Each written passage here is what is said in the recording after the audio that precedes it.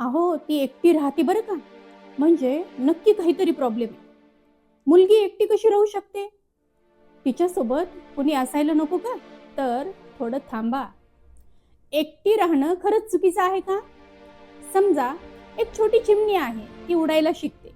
पहिल्यांदा ती आईसोबत उडते, पण एक दिवस तिला स्वतःच उडावं लागतं. तेव्हा आपण असं म्हणतो का की ती चिमणी एकटी उडते? नाही ना. कारण आपल्याला माहित असतं की ती चिमणी एकटी उडताना मजबूत होत असते. आज अनेक मुली किंवा अनेक स्त्रिया नोकरीसाठी, शिक्षणासाठी आपल्या घरापासून, आपल्या कुटुंबापासून लांब राहतात. कोणाला आपलं घर सोडून एकटं राहायला आवडतं, कोणाला आईचा हात, बाबांचा आधार सोडायला आवडतो.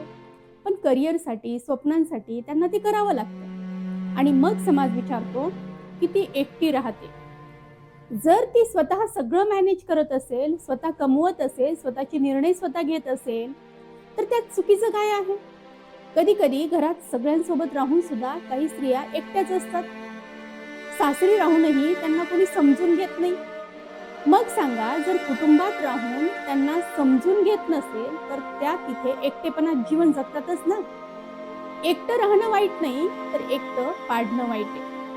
हिंदीच्या एक प्रसिद्ध लेखिका आहेत कृष्णा सोबती. त्या म्हणतात कि व्यक्ति में इतनी ताकत होनी चाहिए कि वो अपने दुखों से, अपने संघर्षों से अकेला जूझ सके. एकटी राहणारी मुलगी ही कमकुवत नसते, तर ती धाडशी असते. म्हणून आपण समाज काय म्हणेल याकडे पाहून तणावात राहणार, की स्वतःमध्ये बदल घडवून नवीन ऊर्जेने पुढे जाणार? निर्णय तुमचा आहे. व्हिडिओ आवडला तर नक्की शेअर करा.